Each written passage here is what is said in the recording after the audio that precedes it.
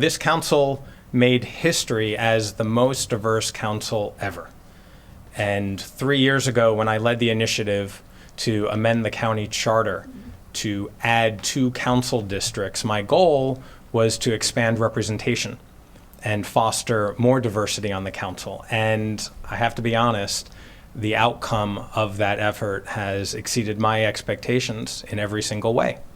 Today, we are the most racially diverse council, the most representative council that we have ever had here in Montgomery County, with a majority female council members and a majority of our committees chaired by Black, Latino, female, and LGBTQ plus council members. And we should all be very proud of that. And I am particularly grateful to my colleagues for having their faith in me to shepherd us through this transition year.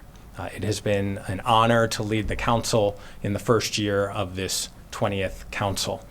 And since I was elected to this body in 2018, I have pushed for greater transparency in county government.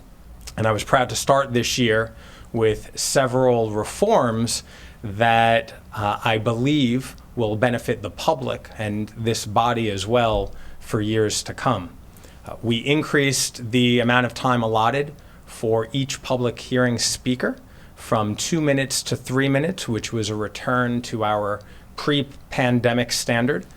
We extended the opportunity for more residents to share their thoughts at public hearings, with some public hearings having more than 100 speakers during marathon sessions. And also, we made our planning board appointments an open, deliberative process from the dais, not from behind closed doors. We also ramped up our multicultural communications, provided language interpretation during public hearings and town halls, and issued newsletters in multiple languages, which enhanced our social media and community outreach to diverse communities throughout Montgomery County. As a former journalist, I always believe that sunshine is the best policy. And that is why we also updated our internal procedures by increasing the scrutiny of supplemental appropriations, and also by allowing more time after committee work sessions for staff analysis and public input. And with all of these reforms, we've seen historic levels of public participation from residents of all backgrounds, and historic levels of transparency in all areas, particularly throughout our complex budget process. And that budget process was one of the most challenging in our county's history. Every member of this council was united, I'm very proud to say, in sharing our commitment to fully funding every labor contract while also minimizing the impact on our taxpayers. We collaboratively worked to pass a $6.7 billion budget that continues Montgomery County's ongoing investments in education, strengthening our health and human services, providing resources to expand housing affordability, and also supporting our economic development. It is true that we've had spirited debates and received emotional testimony over this year, but we never devolved into an institution where rancor and acrimony ruled. Unlike other legislative bodies, we have continued working together toward our shared goal of helping our 1.1 million residents. Working toward that goal, I'm proud that we passed some major initiatives that address economic development, infrastructure, public safety, and also work to reduce inequities to ensure that everyone can thrive to live here in Montgomery County. The first action I took as council president was to create the Economic Development Committee, to elevate issues that had not traditionally received the time or attention they deserved. And I formed the Economic Development Committee so that we could have more opportunities to talk about job creation, business retention, and individual economic opportunity. As we attract more jobs to the county, we also have to continue looking to cut red tape, streamline our regulatory compliance, and reduce barriers for small and minority businesses. And as chair of the Transportation and Environment Committee, an ongoing priority of mine is also to make sure that our roads are safe for pedestrians, bicyclists, and drivers alike. And I'm pleased that during this last year, we were able to pass two major initiatives that will hopefully make our roads safer for everyone. First is the Safe Streets Act, which we introduced at the beginning of this year, and we approved just today a supplemental appropriation to turn it into reality, which is the largest pedestrian safety initiative since the county adopted Vision Zero back in 2017. This law will bring much needed safety improvements to our roads by enhancing times for people to walk at crosswalks and prohibiting no turn on reds in our busy downtown intersections, among other safety improvements. The second item that we took on was passage of the Pedestrian Master Plan, which was the planning department's first comprehensive vision to improve accessibility and safety for people walking and rolling throughout the county. And so the passage of these two pieces of legislation bring us closer to our goal of making our streets safer for everyone. We've also made progress on a number of other initiatives that have been years in the making. We're taking steps to combat climate change with the passage of legislation that bans gas-powered leaf blowers. Moving towards electric leaf blowers is an important step toward addressing environmental issues, noise, and health concerns in our community. And like communities across the nation, Montgomery County is also working to improve lives for our workers here in the county by reducing the gender wage gap. We recently received the first report from the Pay Equity Act, which I introduced in 2019 as my first piece of legislation to ensure that pay equity is available for every county employee. And the report found that we eliminated the wage gap in base salaries between genders, and that the changes we've made here at the local level actually put us ahead of what the state and federal governments are doing in closing the wage gap. And I'm proud of where we've come from and know that we have more work to do. And towards that work, towards the future, here in Montgomery County, we have a long tradition of inclusivity and celebrating our differences by encouraging residents to be their true and authentic selves and welcoming people from all around the world. Because we provide homes for everyone, we do not build walls around Montgomery County, and that's why we've all chosen to live here. And as a proud Jewish man and the first openly LGBTQ plus president and council member, I understand the importance of having a safe place to live, work, and raise a family. And that's why, in response to the rise in racial and ethnic, religious, and anti-LGBTQ hate here at home, we launched the Anti-Hate Task Force, which we heard from earlier today. And the task force included a diverse coalition of residents from all across the county, faith leaders, and others who over the last 5 months have been working to promote safety and combat hate here in Montgomery County. And the task force was formed because we already know where the statistics were, and we know where they're going. And we need to make sure that hate has no home here in Montgomery County, and that is more than a motto, but a reality. And now that the task force has transmitted their final presentation, I look forward to working with all my colleagues here on the dais and everyone in the community to make sure that we implement those recommendations and stand together to forcefully denounce hate and bigotry.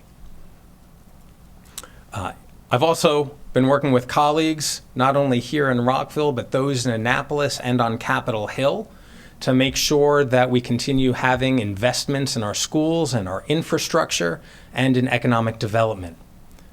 We are grateful to the collaboration and support that we've received so far from the Moore-Miller administration, members of the General Assembly, as well as our partners on Capitol Hill, who share our common goal on these critical issues and making sure that we have the laws and resources available to work together for all of our constituents.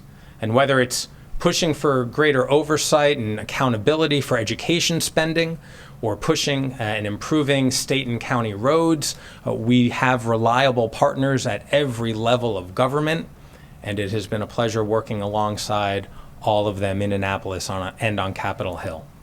And in closing, I just want to say that I have been extremely proud to work with all of my colleagues to build upon progress that we are working on here in Montgomery County to make it a more fair and equitable place for residents, regardless of where they pray, regardless of where they're from, what language they speak, their immigration status, who they love, or how they identify.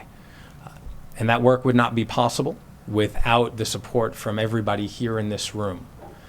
First, I want to thank my husband, Jason, who is not here in this room, but I think is probably watching because he's at work right now. Take that to note, all the parks people. I want to thank him for all his patience and encouragement, from being supportive and understanding ever since I first started running for office and subsequently got elected. And I appreciate his understanding when I'm at a late night meeting or at meetings over the weekend, because he has continued to be an incredible supporter and my best friend. And Jason, I love you. Thank you very much.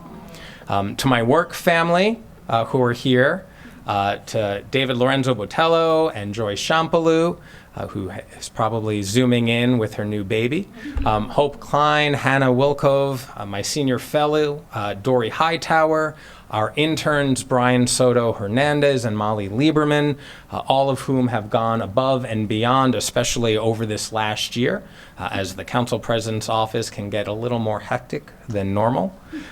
You all have been meeting the expectations that not only the council and county government have asked of you, but that the constituents have asked of you. And you've been doing it with grace, dignity, and compassion, and I appreciate all of your hard work for this last year and all the years prior. I am also deeply, deeply appreciative to my chief of staff, Valeria Carranza, who led with grace, dedication, and determination, not only this year, but the last 4 as well. She makes this role look really easy as she's sitting there nodding, cool, calm, and collected. She kept us united during difficult policy debates. She kept everybody informed late at night, and whenever they wanted information, she provided it to them. And not only did she keep this council running, but during this last year, she ran her first marathon. So the training that has been going on in real time has been absolutely impressive. She is one fierce chief. I have a very small token. Val, if you'd like to stand and get the recognition you are always due.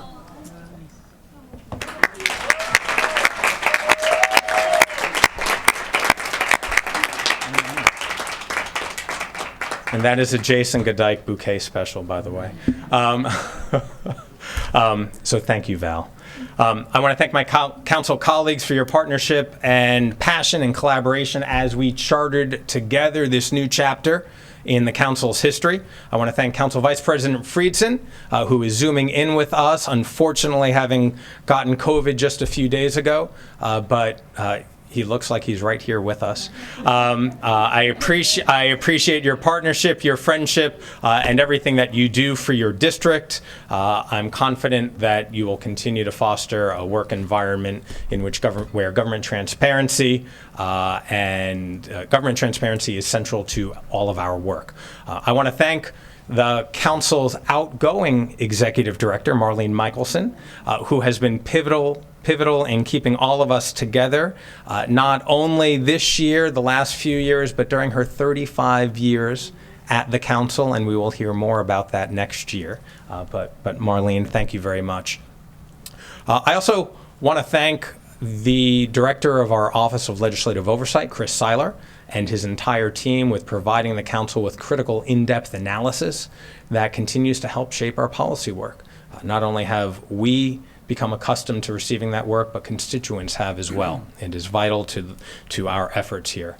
A number of staff I also want to make sure get the kudos they deserve. I want to recognize Deputy Director Craig Howard, Senior Attorney Christine Wellens, and all of our attorneys and analysts, our dedicated clerk, Sarah Tenenbaum, and her staff, our Legislative Information Officer, Sonia Healy, and her Emmy Award-winning team, our Racial Equity Manager, Selena Singleton, and our Multicultural Communications Manager, Bertha Sersosimo, for their invaluable contributions to the Anti-Hate Task Force and to everything else that they all do. Also, our Administrative Services Manager, Sandra Martin, and our exceptional Legislative Information Services team, our administrative team, and the IT team led by Michelle Parsons. We appreciate all the work that every single one of them do to make sure our residents hear us, see us, and have access to us. And on that note, I just want to say thank you to the thousands of community leaders and advocates and partners who engage with us in a meaningful way, sharing their perspectives so that we can provide the best policy and decision-making on behalf of all of our residents. It has been an honor serving as your council president this last year, and I look forward to continuing to serve Montgomery County. Thank you very much.